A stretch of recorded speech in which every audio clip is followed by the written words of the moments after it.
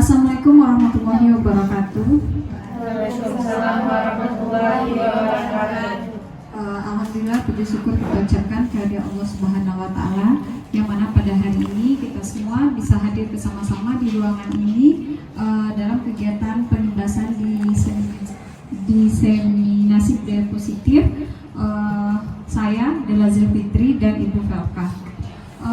Dan tak lupa pula kita kirimkan selawat beriring salam kepada Nabi Muhammad SAW, di mana beliaulah sebagai tauladan kita dalam berakhlakul karimah.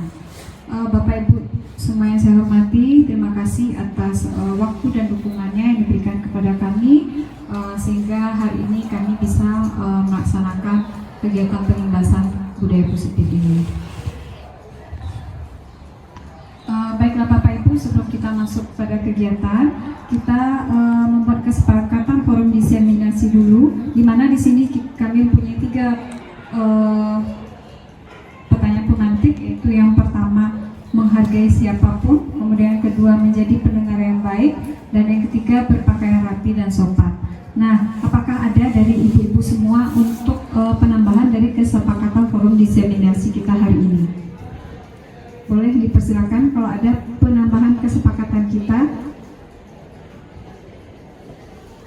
Ya, silakan Bu Desti. Bahwa ada tambahan satu Ibu tentang kesepakatan bahwa kita tidak boleh berkata kasar.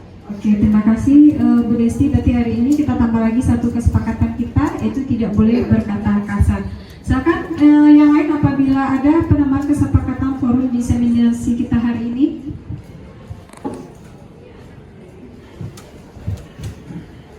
Silakan kalau masih ada. Masih ada? Ya, silakan Bu Nesa. Baik Bu, selanjutnya tambahan dari saya itu tidak boleh makan makanan di dalam labor komputer. Baik, untuk yang keempat tidak boleh makan makanan dalam selama kegiatan ini ya. Seperti itu ya, barangkali Bu Nesa maksudnya. Silakan, masih ada yang lain? Silakan. Apa ada yang perlu kita tambahkan? Bagaimana dengan kesepakatan izin keluar sudah ya? Belum Bu. Ada lagi apa perlu kita tambahkan kesepakatan untuk apabila ingin keluar? Ya, silakan Bu Agis. Mungkin sedikit tambahan untuk kesepakatan kelas. Yang pertama mungkin kalau keluar itu harus meminta izin, kemudian tidak menggunakan handphone selama belajar, kemudian juga menjaga kebersihan kelas. Oke, terima kasih Bu Agis atas masukannya, itu izin apabila keluar dan tidak diperkenankan menggunakan HP selama kegiatan kita berlangsung. Ya baik Ibu-ibu semua, saya rasa dengan 7 kesepakatan kita hari ini, mudah-mudahan kita sama-sama mematuhinya. Yang pertama adalah menghargai siapapun, kemudian yang kedua menjadi pendengar yang baik, yang ketiga berpakaian rapi dan sopan, kemudian yang keempat tidak boleh berkata kasar, kemudian yang kelima tidak boleh makan sama kegiatan, kemudian izin jika ingin keluar, dan tidak menggunakan HP sama kegiatan kita ini berlangsung. Oke, Ibu semua, kita sepakat ya dengan aturan kegiatan kita hari ini? Oke, baik, terima kasih. Di awal saya akan menjelaskan tentang konsep inti budaya positif, di mana budaya positif ini terdapat 8 inti dari budaya positif. Yang pertama adalah perubahan paradigma belajar, kemudian yang kedua disiplin positif, yang ketiga adalah nilai kebajikan, kemudian yang keempat adalah kebutuhan dasar manusia, kemudian yang kelima adalah motivasi perilaku manusia, kemudian yang keenam adalah posisi kontrol, yang ketujuh adalah keyakinan kelas, kemudian yang kedelapan itu ada segitiga restitusi. Nah, sebelum kita masuk ke materi kita pengindasan budaya positif hari ini, saya minta Bapak Ibu semua kita punya sebuah permainan di mana ini akan diperankan oleh 2 orang. Yang pertama berperan sebagai A, kemudian yang kedua berperan sebagai B. tugas A adalah mengepalkan satu tangannya, kemudian tugas B adalah merayu A agar membuka tangannya. Kemudian si A, coba Anda bayangkan bahwa Anda menyimpan sesuatu yang sangat berharga di dalam tangan. Jadi yang berperan sebagai A itu boleh mempertahankan kepalan tangannya, tidak ingin dibuka, dan yang B akan tetap boleh memujuk, menghardik, mengintimidasi, memarahi, menggoda, bahkan menggelitik, bahkan menawari Anda uang agar Anda bersedia membuka kepalan tangan Anda. Nah, lakukan kegiatan cobalah buka di atas dengan B secara bergantian masing-masing A dan B selama 30 detik saja. Jadi mohon Bapak Ibu, mohon Ibu-Ibu semua untuk berdiri berpasangan dan satu orang berperan sebagai A dan satu orang berperan sebagai B. Jadi yang mendapat peran B tugasnya adalah merayu A agar membuka kepalan tangannya. Sedangkan yang berperan sebagai A, dia mempunyai sesuatu yang sangat berharga dalam tangannya yang ingin dia pertahankan. Jadi silakan Ibu-Ibu semua berdiri berpasangan. Satu berperan sebagai A dan B, dan boleh nanti bergantian. Silakan berdiri.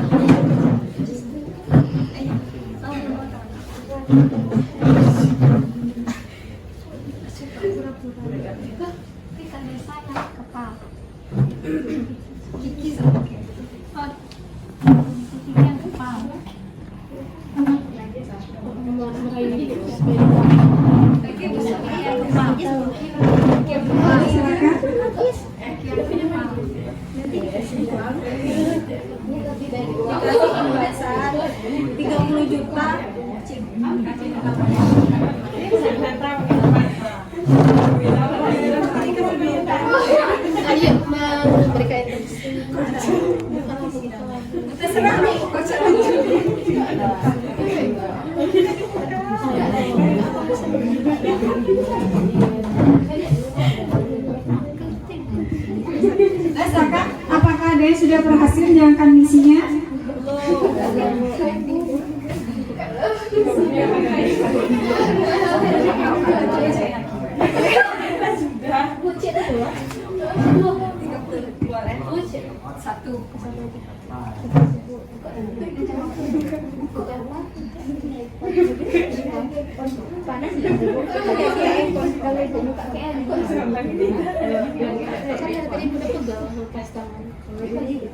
Ibu ingin melakukan sosial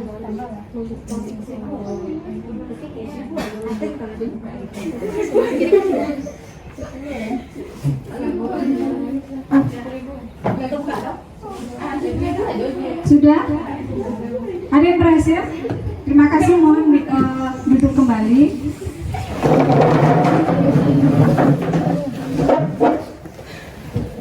Nah, Bapak Ibu semua, jadi dari kegiatan yang telah kita cobakan berperan sebagai A dan B secara bergantian, kemudian si B mencoba merayu A agar mau membuka genggaman tangannya karena mungkin dia juga penasaran apa isinya, dan si A itu akan bertahan untuk mempertahankan kepalan tangannya karena menurutnya di dalam tangannya ada sesuatu hal yang berharga yang ingin dia pertahankan. Nah, dari yang telah kita cobakan tadi, saya melihat ada yang berhasil merayu temannya untuk buka tangannya, ada yang tetap bertahan, ada juga yang tidak. Nah, Bapak, Ibu-Ibu semua, di sini ada 3 pertanyaan, itu apakah Anda atau B membuka kepalan tangan Anda? Mengapa? Dan apa alasan Anda atau B membuka kepalan tangannya? Nah, mohon tadi siapa yang berhasil merayu membuka kepalan tangan temannya?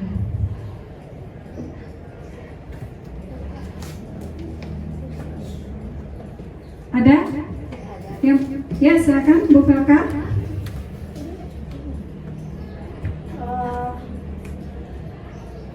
Berhasil dibuka, Bu. Mengapa dan apa alasannya Ibu Argis membuka kepalan tangan? Bu Felka ya yang membuka kepalan tangannya. Kenapa? Karena tadi Ibu Agis itu memberikan imbalan yang lebih besar dari apa yang ada di dalam tangan saya, Bu. Oke, terima kasih sekali. Ya, jadi ternyata Bu Argis berhasil merayu Bu Felka untuk membuka kepalan tangannya karena dia memberikan imbalan yang menurut Bu Felka yang ditawarkan Ibu Argis itu lebih besar dari apa yang dia pertahankan. Oke, terima kasih. Kemudian yang kedua, apakah Anda atau B menutup kepalan tangan Anda? Mengapa? Apa alasan Anda untuk tetap menutup kepalan tangannya? Siapa tadi rekan-rekan semua yang tetap mempertahankan kepalan tangannya?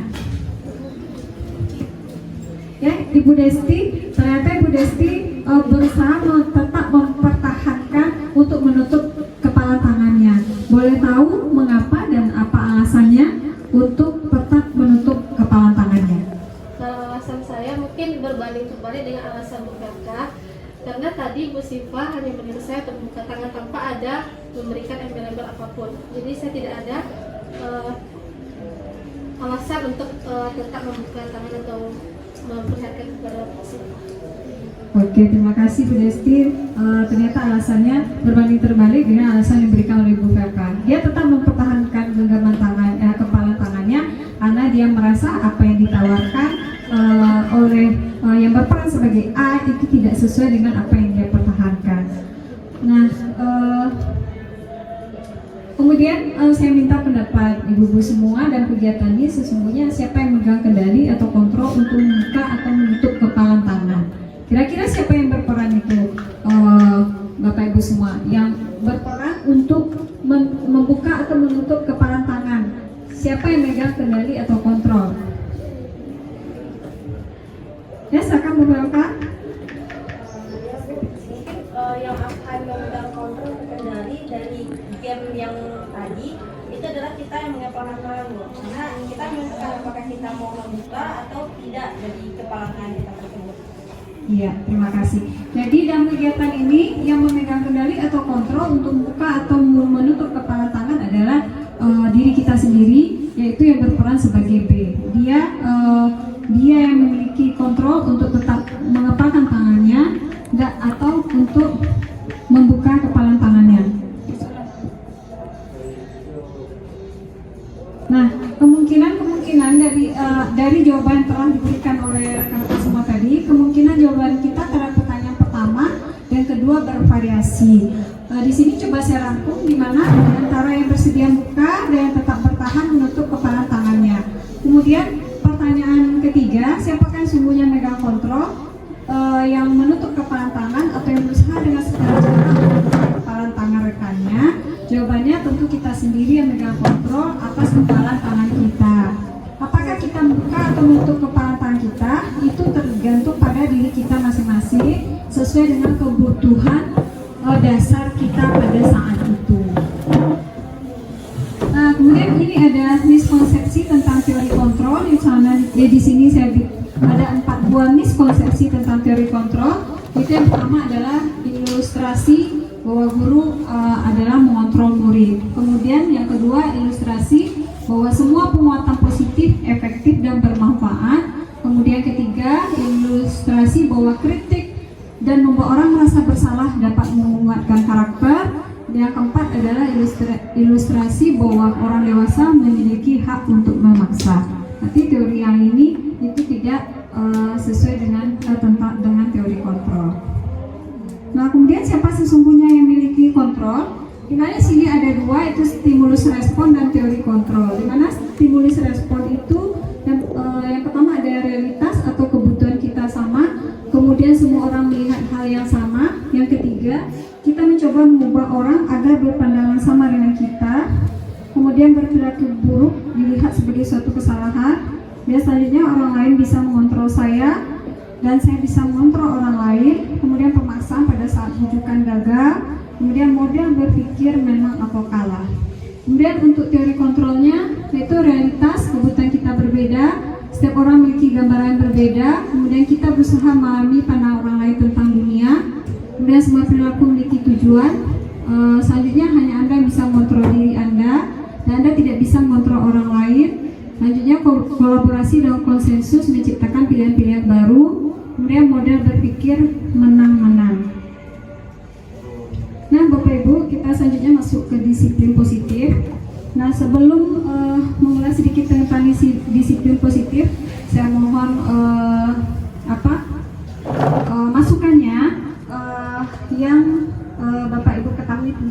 disiplin positif? Ada yang bisa membantu saya memberikan pendapat atau masukan apakah itu disiplin positif?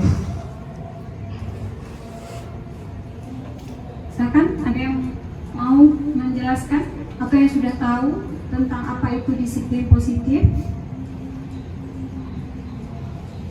Nah, silakan Bu Desti. Oke, baik, terima kasih atas waktunya Bu. Kalau menurut saya pribadi, disiplin positif yang kita terapkan di sekolah itu adalah disiplin yang mana sebuah cara kita gunakan untuk membentuk suatu karakter siswa dengan cara sikap yang mandiri. Dan pembentukan sikap mandiri itu tanpa adanya hadiah atau hukuman yang melibatkan siswa secara langsung. Oke, mungkin bisa diulangi lagi Bu Desti agar kita semua bisa mendengar dengan jelas. Saya ulangi ya Bu, kalau menurut saya pribadi disiplin positif itu adalah sebuah cara yang bisa kita bentuk terhadap siswa dengan membentuk sebuah sikap yang mandiri tanpa adanya hukuman ataupun kekerasan ataupun imbalan langsung yang kita berikan kepada siswa. Oke, terima kasih sekali atas masukannya atau pendapatnya Bu Desti. Boleh rekan-rekan yang lain silakan kalau ada yang mau menambahkan atau berpendapat atau memberikan masukan tentang apa itu disiplin positif.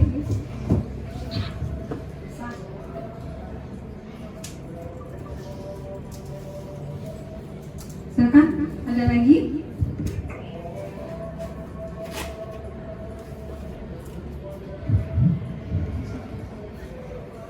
Ya, silakan Ibu Felka.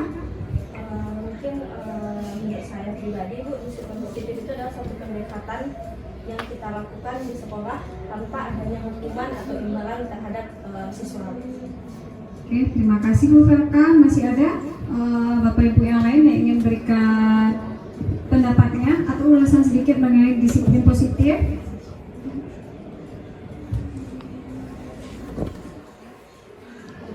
Oke, kalau tidak kita masuk. Disiplin positif adalah suatu pendekatan untuk menerapkan disiplin positif diri anak tanpa hukuman dan hadiah. Jadi disiplin positif perlu diterapkan baik di lingkungan keluarga maupun di lingkungan sekolah. Dengan menerapkan disiplin positif diharapkan tindak kekerasan dapat dihindari. Sebagai seorang pendidik, tujuan kita adalah menciptakan peserta didik yang memiliki disiplin diri sehingga berperilaku mengacu pada nilai-nilai kebajikan universal dan memiliki inovasi intrinsik dalam perubahan perilaku ke arah yang lebih baik. Nah, selanjutnya untuk nilai-nilai kebajikan yaitu nilai yang disepakati bersama terlepas dari suku, bangsa, agama, bahasa maupun latar belakang. Di sini kita mempunyai contoh nilai kebajikan. Yang pertama adalah nilai kebajikan profil pelajar Pancasila, di mana di sini ada nilai beriman, bertakwa kepada Tuhan Yang Maha Esa, berakhlak mulia, kemudian ada mandiri, berakhlak kritis, kemudian berkebinekaan global, bergotong royong dan kreatif. Kemudian juga ada nilai kebajikan sikap murid, di mana di sini kita ada nilai toleransi, rasa hormat, integritas, mandiri, menghargai, kemudian juga empati, kreativitas, percaya diri serta komitmen. Nah, ini adalah nilai-nilai kebajikan, adalah contoh-contoh dari nilai kebajikan. Selanjutnya Bapak Ibu, untuk kebutuhan dasar manusia, materi ini akan dilanjutkan oleh rekan saya Ibu Felka Andini. Kepada Ibu Felka Andini saya persilakan untuk tempat dan waktunya.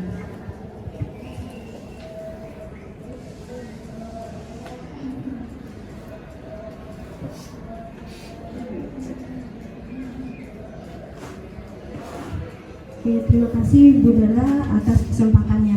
Nah, saya akan melanjutkan materi yang sudah disampaikan oleh Bu Dara sebelumnya, itu tentang kebutuhan dasar manusia.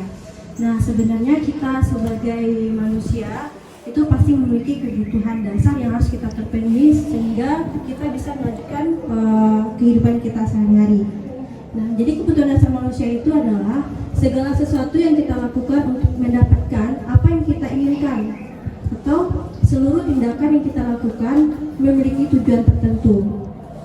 Dan semua usaha yang terbaik yang kita lakukan adalah dalam rangka agar kebutuhan dasar kita terpenuhi dengan baik. Nah, dalam materi ini kita sebagai manusia itu memiliki 5 kebutuhan dasarnya. diantaranya itu adalah kebutuhan bertahan hidup. Nah, apa saja mungkin kebutuhan-kebutuhan kita yang kita butuhkan untuk bisa bertahan hidup? Itu dia bersifat fisik. Bersifat fisik untuk bertahan hidup contohnya itu kebutuhan kesehatan, kebutuhan rumah, kebutuhan makanan. Nah, kemudian untuk yang kedua itu adalah kebutuhan akan kasih sayang dan rasa diterima. Yang mana kebutuhan ini untuk memberikan atau menerima kasih sayang seperti kasih sayang keluarga, kelompok, pasangan hidup dan teman sekelas. Yang mana kita di sekolah pasti membutuhkan yang namanya kebutuhan akan kasih sayang. Karena dengan adanya kasih sayang kita akan lebih untuk menerima pembelajaran mungkin kita akan lebih mudah karena kita merasa diterima oleh orang tersebut. Kemudian kebutuhan yang ketiga itu adalah penguasaan. Penguasaan di sini adalah kebutuhan yang berhubungan dengan kekuatan untuk menjadi sesuatu, mencapai kompetensi, menjadi terampil dan memiliki rasa dihargai. Itu yang kebutuhan penguasaan. Kemudian kita sebagai manusia juga memiliki kebutuhan yang namanya kebutuhan atas kebebasan, yang mana kebutuhan ini untuk bebas berupa kemandirian, mengendalikan arah hidup sendiri, kebebasan ingin banyak bergerak dan tidak terpengaruh oleh orang lain. Pasti di antara kita masing-masing pasti memiliki kebutuhan akan kebebasan atas apa yang kita inginkan. Kemudian yang terakhir kebutuhannya adalah kebutuhan akan kesenangan, yang mana kebutuhan ini kita miliki untuk bermain, tertawa, mencari kesenangan lainnya. Nah, dari kehidupan kita sehari-hari pasti kita membutuhkan yang 5 kebutuhan dasar ini. Karena dengan kelima ini kita bisa melanjutkan yang namanya hidup kita. Tanpa adanya kebutuhan bertahan hidup kita tidak bisa melanjutkan hidup kita. Dan tanpa adanya kasih sayang kita juga akan merasa hidup kita itu tidak berarti, ya kan? Nah, selanjutnya untuk motivasi perilaku manusia dalam kehidupan kita memiliki 2 buah motivasi. Yang pertama diantaranya adalah motivasi ekstrinsik dan yang kedua adalah motivasi intrinsik. Yang mana motivasi ekstrinsik ini itu adalah motivasi untuk menghindari ketidaknyamanan atau hukuman dan untuk mendapatkan imbalan atau penghargaan dari orang lain. Berarti kalau motivasi ekstrinsik ini adalah suatu motivasi yang kita butuhkan itu dari luar diri kita atau dari orang lain. Kemudian kalau motivasi ekstrinsik itu adalah motivasi yang kita inginkan untuk menjadi diri kita sendiri dengan nilai keyakinan yang kita miliki. Jadi itu kalau motivasi intrinsik itu datangnya dari diri kita sendiri. Nah, sebenarnya dalam budaya positif ini ada istilahnya hukuman, konsekuensi, dan restitusi, yang mana masing-masing itu memiliki pengertian yang berbeda-beda. Yang pertama itu contohnya hukuman. Hukuman itu adalah suatu tindakan yang dilakukan yang tidak terencana atau tiba-tiba. Kemudian murid tidak tahu apa yang akan terjadi dan dia bersifat satu arah. Hukuman juga bersifat hukuman fisik. Jadi hukuman itu dalam sekolah itu biasa terjadi di sekolah karena kita sering memberikan suatu tindakan kepada siswa secara tiba-tiba dengan suatu kesalahan yang mereka lakukan tanpa adanya kesepakatan dengan siswa tersebut, itu sudah dikatakan dengan hukuman. Atau suatu tindakan yang kita lakukan atas kesalahan siswa yang berupa hukuman fisik, berarti itu juga termasuk dalam suatu hukuman. Nah, berbeda dengan hukuman ada istilahnya konsekuensi. Nah, kalau konsekuensi ini dia sudah terencana sebelumnya dan sudah disepakati dengan siswa.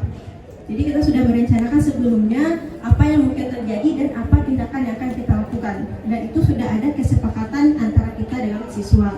Kemudian namun dengan konsekuensi ini murid tetap dibuat tidak nyaman atas apa yang sudah dilakukannya, dan sikap guru selalu memonitor murid.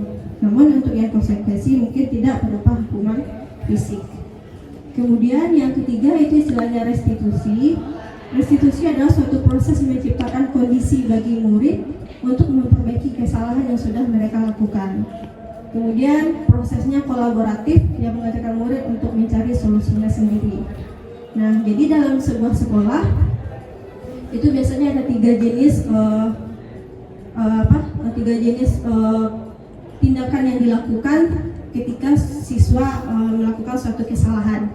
Di antaranya ada hukuman, ada konsekuensi, dan restitusi. Namun di antaranya itu berbeda cara dan tindakan yang dilakukan oleh guru tersebut. Kemudian ini ada salah satu contoh kasus, itu tentang Andi ketahuan mencontek saat ulangan matematika. Dia dikatakan menjadi sebuah hukuman kepada Andi ketika hukuman adalah tindakan yang diberikan sebagai akibat langsung dari pelanggaran aturan. Dalam kasus Andi, beberapa contoh hukuman yang mungkin diberikan antara lain, yang pertama itu adalah penurunan nilai. Nilai ulangan matematika Andi dikurangi atau bahkan diberikan nilai 0. Kemudian tertulis peringatan. Andi diberikan peringatan tertulis yang akan menjadi catatan dalam rekam jejaknya. Kemudian ada skorsing. Andi diberikan skorsing sementara dari sekolah selama beberapa hari. Nah, itu dikatakan hukuman karena sebelumnya belum ada kesepakatan antara guru dengan Andi untuk hal yang dilakukan oleh Andi tersebut. Itu akan menjadi sebuah hukuman. Namun kasus tersebut bisa menjadi konsekuensi ketika yang akan diterima oleh Andi adalah sebuah kehilangan kepercayaan, yang mana guru dan teman-teman sekelasnya mungkin kehilangan kepercayaan kepada Andi, kemudian kesulitan memahami materi, kemudian dan rasa bersalah. Nah, jika itu terjadi, berarti itu adalah sebuah konsekuensi yang akan diterima oleh Andi atas apa yang sudah dilakukan sebelumnya. Kemudian itu akan dikatakan restitusi ketika Andi diminta untuk menjelaskan kembali materi yang telah diconteknya tersebut. Kemudian Andi diberikan soal latihan tambahan untuk memastikan bahwa dia telah memahami materi yang diconteknya tersebut. Kemudian Andi diminta untuk menuliskan pernyataan tertulis yang berisi pengakuan kesalahan dan janji untuk tidak mengulangi perbuatan tersebut. Nah, dari kasus Andi mencontek ini, itu ada 3 jenis tindakannya. Bisa dia menjadi hukuman, bisa dia menjadi konsekuensi, dan bisa dia menjadi sebuah restitusi dengan tindakan yang kita lakukan. Nah, selanjutnya itu adalah posisi kontrol. Nah, dalam kita sebagai seorang guru itu memiliki 5 posisi kontrol yang dilakukan. Yang pertama, kita seorang penghukum bisa menggunakan hukum fisik atau hukuman verbal. Yang mana di sini guru-guru menerapkan posisi penghukum akan berkata, patuhi aturan saya atau awas. Kemudian kamu selalu saja salah. Kemudian pasti selalu yang terakhir selesai. Nah, ini adalah sebuah posisi kontrol seorang guru yang berada di posisi seorang penghukum. Jadi guru akan mengatakan patuhi aturan saya atau awas. Jadi kalau udah ada kata-kata tersebut, berarti guru meletakkan posisinya sebagai seorang penghukum. Kemudian yang kedua itu adalah pembuat merasa bersalah. Pada posisi ini biasanya guru akan bersifat lebih lembut. Pembuat rasa bersalah akan menggunakan keheningan yang membuat orang lain merasa tidak nyaman, bersalah, atau rendah diri. Contohnya, guru akan mengatakan, ibu sangat kecewa sekali dengan kamu. Kemudian berapa kali bapak harus memberitahu kamu ya. Kemudian gimana coba kalau orang tua kamu tahu kamu berbuat gini. Nah, dengan perkataan yang disampaikan oleh guru tersebut, siswa akan merasa bersalah dengan apa yang sudah dilakukannya. Nah, kalau seperti itu berarti guru menyatakan dirinya sebagai seorang pembuat merasa bersalah. Jadi dengan perkataan tersebut siswa akan merasa bersalah dan menyadari kesalahannya. Kemudian posisi kontrol guru yang ketiga itu adalah posisi teman guru. Posisi teman guru di sini tidak akan menyakiti murid, namun akan tetap berupaya mengontrol murid melalui persuasi. Nah, contoh kalimat yang disampaikan guru itu adalah, ayo bantulah demi bapak ya. Kemudian contohnya lagi, ayo ingat tidak bantuan Bapak selama ini, atau ya sudah kali ini tidak apa-apa, nanti Ibu bantu bereskan. Nah, kalau guru menggunakan kata-kata seperti di atas, berarti guru memposisikan dirinya itu sebagai teman. Kemudian posisinya yang keempat itu adalah sebagai pemantau, yang mana di sini guru akan memantau atau berarti mengawasi. Dimana pada saat kita mengawasi, kita bertanggung jawab atas perilaku orang-orang yang kita awasi. Posisi pemantau berdasarkan pada peraturan dan konsekuensi. Nah, contohnya biasanya guru akan mengatakan apa yang telah kamu lakukan, kemudian sanksi atau konsekuensinya apa dari apa yang sudah kamu lakukan. Nah, kalau seperti itu yang dikatakan oleh seorang guru, berarti dia memposisikan dirinya sebagai seorang pemantau. Nah, posisi yang terakhir itu adalah sebagai manajer, yang mana ini adalah posisi terakhir, yang mana posisi ini juga guru berbuat sesuatu bersama dengan muridnya, mempersilahkan murid untuk mempertanggungjawabkan perilakunya, mendukung murid agar dapat menemukan solusi atas permasalahannya sendiri. Contohnya, apakah kamu meyakininya? Kemudian, jika kamu meyakininya, apakah kamu bersedia memperbaikinya? Atau jika kamu memperbaiki ini, hal ini menunjukkan apa yang tentang dirimu. Jadi ini posisi kontrol yang terakhir itu adalah guru sebagai manajer, yang mana ini antara siswa dan guru itu bisa menemukan solusinya dari apa yang sudah dilakukan oleh siswa tersebut. Nah, selanjutnya selain posisi kontrol juga ada keyakinan kelas. Dimana keyakinan kelas ini adalah prinsip atau nilai yang dipegang oleh suatu kelompok atau komunitas dalam konteks pendidikan. Ini mencakup komitmen untuk saling menghormati, bekerja sama, bertanggung jawab, berusaha semaksimal mungkin untuk mendukung pembelajaran. Keyakinan ini menciptakan lingkungan yang positif dan kondusif untuk pertumbuhan bersama. Jadi keyakinan kelas ini adalah suatu prinsip atau nilai yang akan kita pegang selama dalam proses pendidikan. Yang mana ini sama-sama disepakati antara guru dengan siswa. Yang mana sebelum pembelajaran, apa yang sudah kita sepakati akan kita laksanakan selama proses pembelajaran nantinya.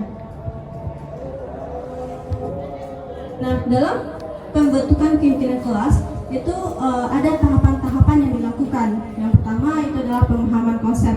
Di sini penjelasan dari guru. Guru menjelaskan kepada siswa tentang apa itu keyakinan kelas, tujuannya dan manfaatnya untuk seluruh anggota kelas. Jadi sebelum menyusun keyakinan kelas, guru akan memberikan penjelasan terlebih dahulu apa itu keyakinan kelas, untuk apa kita membuat keyakinan kelas, dan apa manfaatnya terhadap kita nantinya. Kemudian setelah itu akan melakukan diskusi awal antara guru dengan siswa untuk menggali pemahaman siswa tentang konsep keyakinan kelas yang sudah dijelaskan oleh guru sebelumnya. Setelah itu akan dilakukan proses pengumpulan ide. Nah, di sini guru mengajak siswa untuk bertukar pikiran tentang nilai-nilai yang mereka anggap penting dalam sebuah kelas. Jadi di sini kita mengumpulkan semua nilai-nilai yang akan kita gunakan untuk keyakinan kelas nantinya. Di sini ada contohnya kerjasama, hormat, tanggung jawab. Nah, selanjutnya setelah kita pengumpulan ide, itu kita akan melakukan tahapan ketiganya adalah pemilihan dan penyusunan. Nah, di sini kita bersama-sama guru dengan siswa memilih nilai-nilai yang paling relevan dan penting untuk dilaksanakan nanti dalam sebuah kelas atau dalam sebuah pembelajaran. Setelah kita pilih, kita sudah mendapatkan apa yang mau kita yakini, kita akan melakukan penyusunan kalimat, yang mana di sini kita akan merubah dari kalimat-kalimat yang sudah kita susun tadi, kita akan merubah menjadi kalimat yang positif. Contohnya, kalau kita tadi sebelumnya sudah menggunakan kata tidak, berarti kita harus merubahnya menjadi kalimat positif, tidak boleh menggunakan kata tidak. Setelah itu, langkah keempatnya adalah kita melakukan pengesahan dan penandatanganan. Nah, di sini guru mempresentasikan hasil akhir berupa daftar keyakinan kelas. Jadi sudah dapat kita daftar keyakinan kelas. Setelah itu kita jika ada revisi atau tambah lagi dari siswa, kemudian diskusi lagi. Setelah itu yang terakhir kita akan melakukan penandatanganan. Semua siswa dan guru menandatangani perjanjian keyakinan kelas sebagai tanda kesepakatan bersama. Dan langkah terakhirnya itu adalah implementasi dan evaluasi. Nah, di sini keyakinan kelas yang sudah disusun tersebut akan disosialisasikan secara berkala kepada seluruh siswa atau kepada seluruh anggota kelas. Kemudian untuk lebih bagusnya, guru bisa membuat sebuah poster yang akan ditampilkan nanti di kelas kita masing-masing, sehingga semua anggota kelas baik guru dan siswa sudah mengetahui apa saja keyakinan kelas yang sudah disusun sebelumnya. Selanjutnya itu ada materi tentang segitiga restitusi. Yang sebelumnya sudah dijelaskan tadi, ada tentang hukuman, konsekuensi, dan restitusi. Nah, untuk yang segitiga restitusi ini, guru berperan sebagai manajer menggunakan segitiga restitusi dalam penyelesaian masalah dengan 3 tahapan. Yang pertama itu adalah menstabilkan identitas, kemudian melakukan validasi tindakan yang salah, kemudian yang ketiga adalah menanyakan keyakinan kelas. Jadi dalam segitiga restitusi itu ada 3 tahapan yang dilakukan oleh seorang guru dalam penyelesaian masalah. Yang pertama, dengan masalah yang ada, guru akan melakukan atau menstabilkan identitas murid tersebut. Setelah tahu, kita akan melakukan validasi tindakan yang salah. Apa tindakan yang salah dari siswa tersebut? Kita akan validasi. Kita akan menanyakan kepada siswa itu berdasarkan kesadaran dari mereka apa yang sudah mereka lakukan. Kemudian setelah itu kita akan menanyakan keyakinan kelas. Di sini maksudnya kita akan menanyakan keyakinan kelas apa yang sudah dilanggar oleh siswa tersebut. Nah, dari tindakan yang dia lakukan, dia akan tahu apa tindakan apa keyakinan kelas yang sudah dia langgar. Nah, dari hal tersebut siswa akan mengetahui atau akan menjadi tahu berarti dia telah melanggar keyakinan kelas yang sudah disusun sebelumnya. Nah, ini adalah langkah-langkah dari segitiga restitusi tersebut. Yang pertama itu adalah kita tadi menanyakan keyakinan, menstabilkan identitas, di mana di sini setiap orang pasti pernah melakukan kesalahan. Kemudian di sana bisa kita katakan bahwa siswa tersebut atau kita bukan satu-satunya orang yang pernah melakukan hal tersebut. Setelah itu kita akan melakukan validasi tindakan yang salah. Di sini kita pasti mempunyai alasan kenapa kita melakukan hal tersebut. Kemudian kita akan mengetahui adakah cara yang efektif untuk mendapatkan apa yang kita butuhkan atau untuk mencari solusi dari apa yang sudah kita lakukan sebelumnya. Kemudian terakhir itu menanyakan keyakinan. Di sini adalah menanyakan tentang keyakinan kelas apa yang telah kita sepakati sebelumnya, dan kita akan mengetahui ingin menjadi orang yang seperti apa untuk masa selanjutnya atau apa tindakan yang akan kita lakukan untuk memperbaiki kesalahan yang sudah dibuat sebelumnya.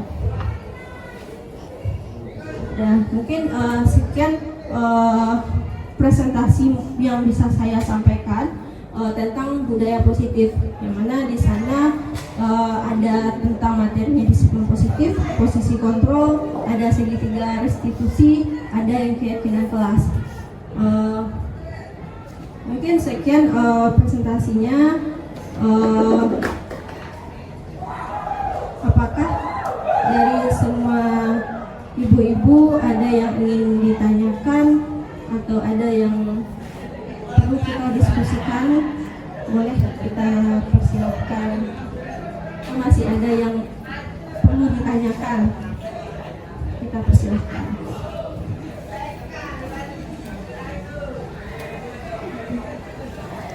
Boleh, silakan. Nanti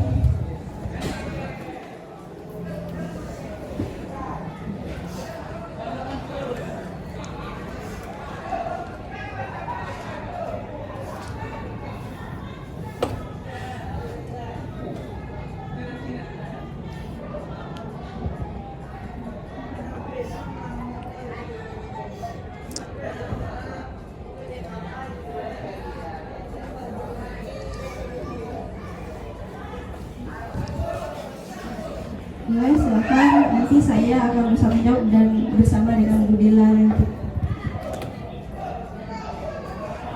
Tapi antara mereka di pamar gimana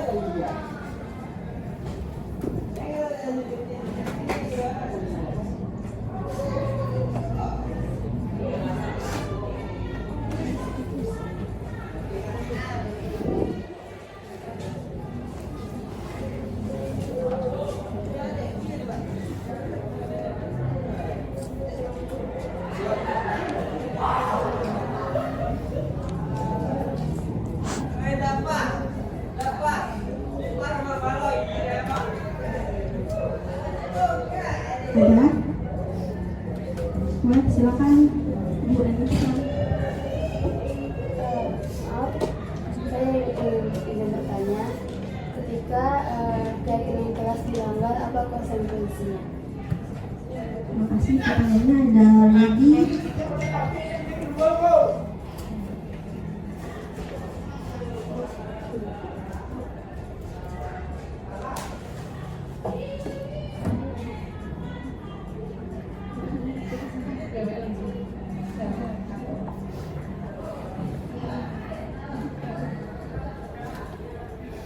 Ada lagi pertanyaannya?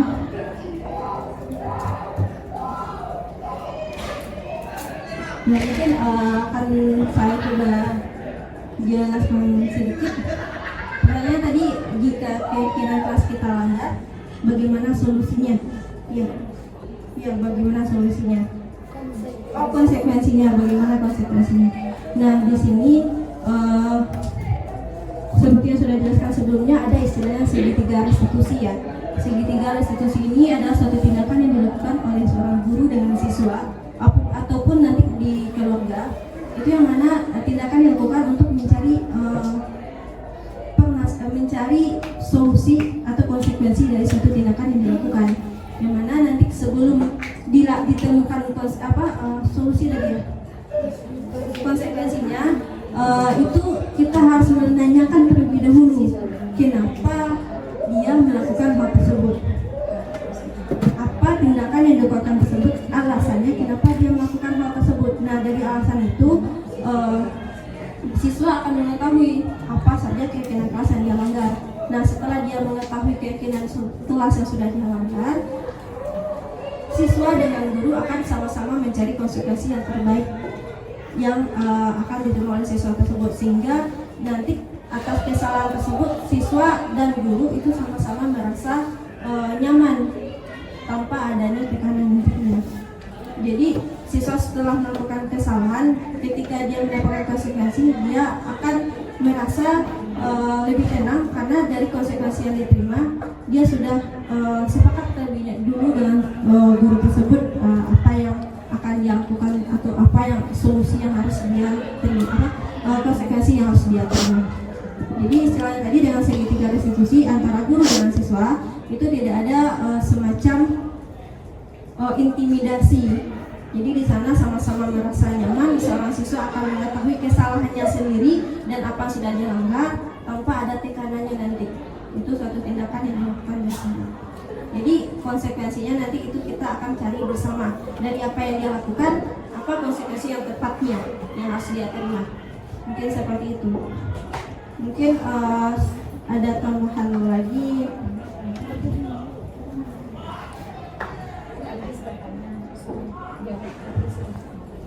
Ya, mungkin itu sedikit gambarnya gimana Anissa.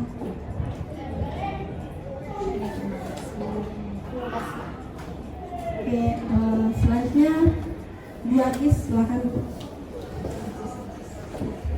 Terima kasih kesempatannya. Di sini saya ingin menanyakan tentang 5 posisi kontrol sebagai seorang guru. Mungkin di antara yang 5 itu kita punya beberapa posisi kontrol gitu. Nah, pertanyaan saya adalah posisi terbaik kita sebagai seorang guru itu di posisi yang mana? Terima kasih Bu Agis. Oke, untuk yang pertanyaan selanjutnya mungkin kita berikan kepada Bu Dela. Pada Ibu, disilahkan. Baik Bu Agis, terima kasih atas pertanyaan yang diberikan, yaitu di mana ada 5 posisi kontrol. Nah, pertanyaannya adalah posisi terbaik kita sebagai seorang guru berada di posisi kontrol yang mana? Di mana tadi sudah dijelaskan oleh Ibu Kakak bahwa ada 5 posisi kontrol, yaitu yang pertama adalah posisi sebagai penghukum, kemudian yang kedua pembuat rasa bersalah, kemudian yang ketiga adalah sebagai teman, kemudian yang selanjutnya adalah sebagai pemantau, dan yang kelima adalah sebagai manajer. Nah, dari 5 posisi kontrol ini, posisi kontrol terbaik adalah kita sebagai guru adalah berada pada posisi kontrol manajer. Di mana posisi manajer adalah posisi di mana guru berbuat sesuatu bersama dengan murid, kemudian mempersilakan murid itu mempertanggungjawabkan perilakunya. Jadi kita tanyakan keyakinan kelas pada siswa kita, kemudian apakah dia meyakini. Setelah itu kemudian kita mempertanyakan kesediaan dia untuk bersedia atau tidak untuk memperbaiki kesalahannya. Kemudian juga meminta dia sendiri yang mencari solusi dari kesalahan yang telah dia perbuat itu. Jadi posisi terbaik dari 5 posisi kontrol ini adalah kita sebagai guru mampu berada pada posisi kontrol sebagai seorang manajer bagi peserta didik yang kita ajar. Mungkin demikian Bu Argis jawabannya. Terima kasih.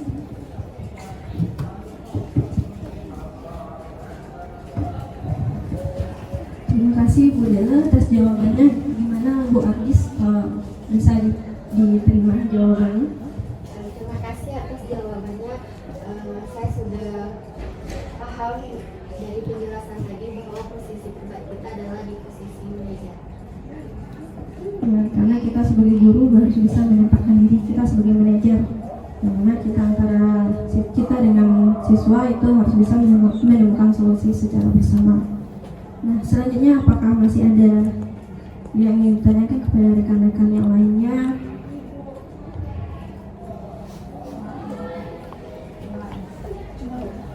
Ya.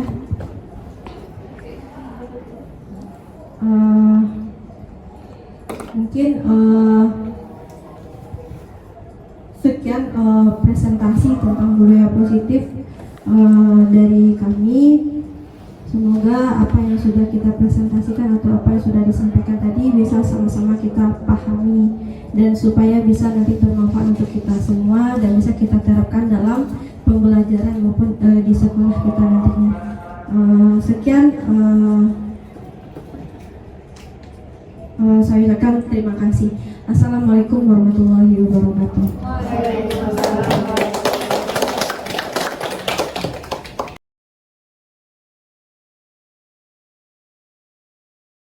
Pak, ya Bu.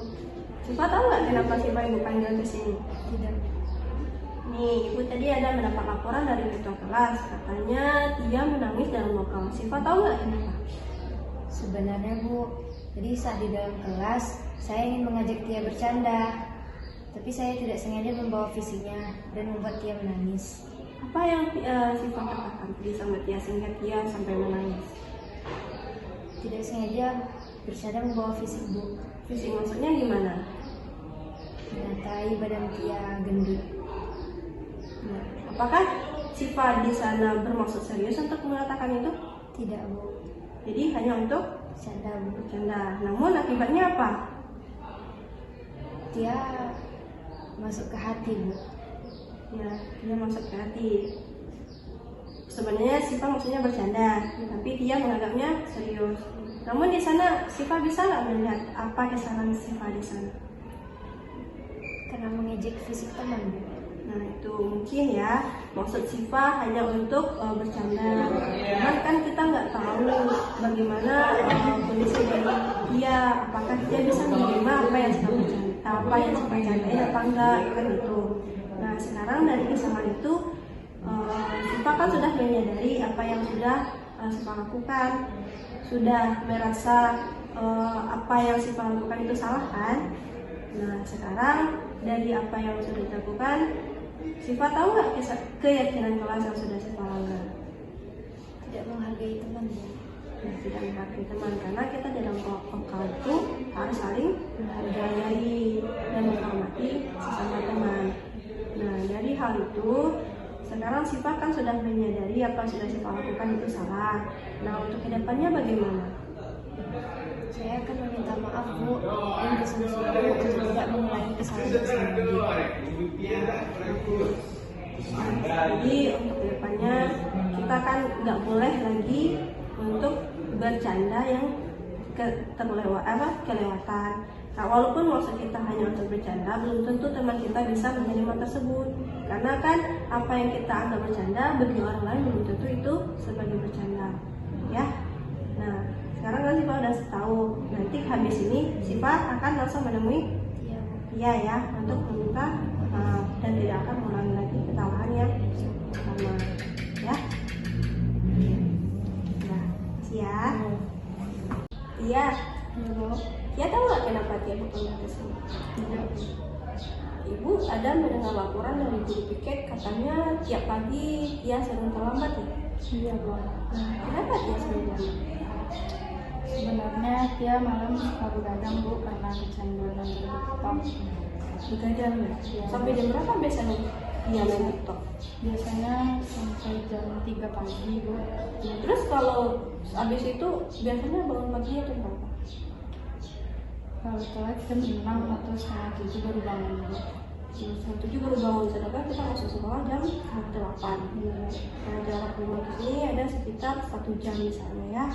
Nah, dari sana Tia tahu nggak apa yang sudah Tia langgar? Disiplin dan datang tepat waktu. Nah, karena kita sebagai siswa kan harus datang tepat waktu karena kita dituntut untuk disiplin dan itu sudah sesuai dengan keyakinan kelas yang sudah kita buat. Nah, dari apa yang sudah saya lakukan, Tia lakukan, Tia apa yang akan Tia lakukan ke depannya? Kedepannya Tia tidak akan mengalami kesalahan yang sama Bu, dan Tia akan mengurangi begadang dan menghentikan sampai malam Bu. Ya, Ibu tahu itu kan hal yang sulit untuk mengubah apa yang sudah pernah kita lakukan atau sering kita lakukan. Namun Ibu menghargai niat Tia untuk memperbaikinya dengan cara itu mulai untuk tidurnya tidak terlalu malam, mungkin akan lebih cepat. Dan nanti dengan banyak itu kan kalau kita tidurnya cukup berarti nanti untuk bangun paginya akan lebih fresh dan itu tidak akan mungkin terlambat. Nah, jadi Tia kan sudah menyadari kesalahan Tia. Untuk kedepannya Tia sungguh-sungguh kan untuk melakukannya. Iya Bu. Nah, nanti Ibu lihat 1 minggu ke depan apakah Tia ada perubahan atau tidak. Ya, beda. Makasih ya.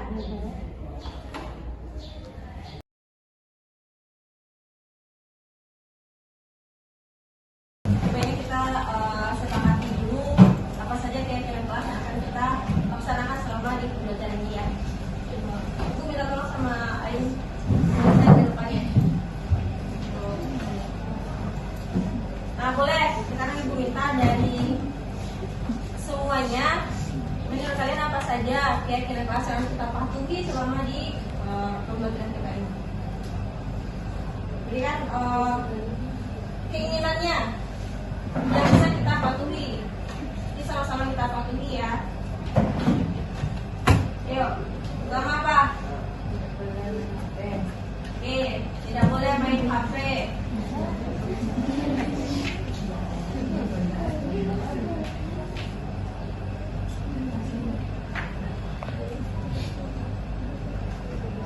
Apa lagi? Tidak boleh berkata kasar.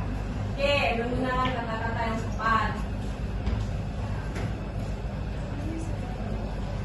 Kemudian apa lagi?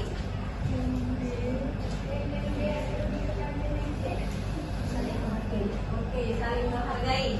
Tidak boleh menggurui Allah atau menggurui. Itu 3 saling menghargai. Apa lagi? Oke, menjaga kebersihan. Kita bersih semuanya. Menjaga kebersihan. Ada lagi? Disiplin. Disiplin. Disiplin ini dalam hal semuanya ya, dari waktu, disiplin waktu, disiplin waktu. Jadi ini nggak boleh terlambat. Ada lagi? Apa rasanya lagi?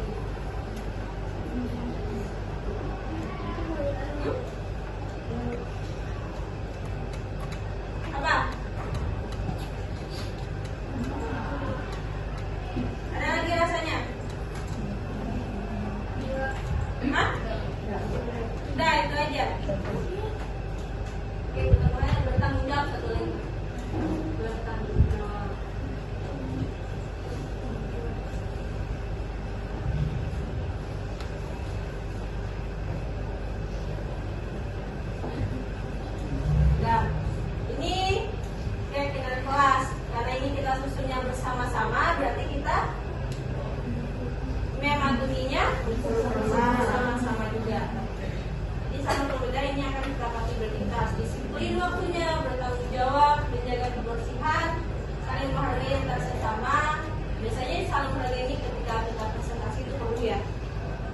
kemudian menggunakan kata-kata yang sopan kalau mau menyampaikan pendapat atau mau berkata atau memberikan pendapat di kelas. Kemudian main HP hanya ketika diperlukan.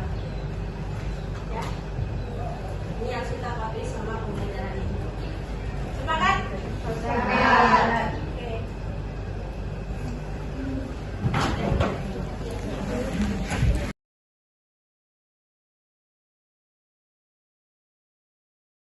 Assalamualaikum warahmatullahi wabarakatuh. Perkenalkan, nama saya Argis Afiza Sari. Saya mengajar di SMK Negeri 1 Lintabuo. Di sini saya akan memberikan tanggapan mengenai kegiatan diseminasi budaya positif yang disampaikan Bu Velka, terutama tentang keyakinan kelas. Saya dapat menerapkannya di dalam kelas dengan harapan murid-murid saya juga timbul nilai-nilai kebajikan dari dalam dirinya sejak awal. Mungkin itu saja yang dapat saya sampaikan. Sukses selalu. Assalamualaikum warahmatullahi wabarakatuh. Saya Anissa Sukmadewi, asal sekolah SMK Negeri 1 Lintabuo. Setelah saya mengikuti kegiatan diseminasi oleh Bu Velka tentang budaya positif, saya menjadi mengetahui bahwa dalam penyelesaian masalah yang dilakukan oleh murid bisa menggunakan segitiga restitusi. Nah, diharapkan murid bisa lebih mandiri dan bertanggung jawab dalam penyelesaian masalahnya. Sekian, terima kasih.